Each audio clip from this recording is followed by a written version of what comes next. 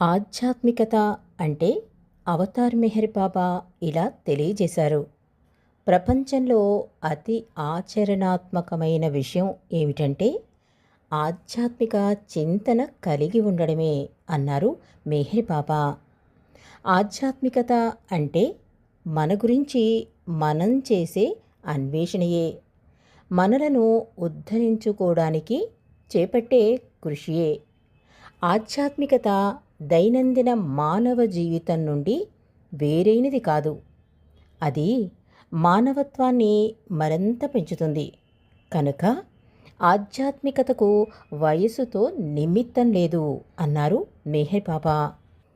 కానీ కొంతమంది అంటూ ఉంటారు, ముసలితనం వచ్చాక కృష్ణ రామ అనుకోవాలి కానీ చిన్న వయసులో వాటితో పనేముంది అంటారు కొంతమంది.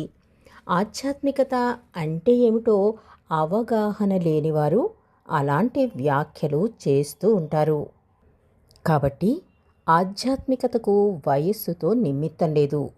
అందుకే అవతార్ మెహర్ బాబా అన్నారు, ప్రపంచంలో అతి ఆచరణాత్మకమైన విషయం ఏమిటంటే ఆధ్యాత్మిక చింతన కలిగి ఉండడమే అన్నారు అవతార్ మెహర్ బాబా.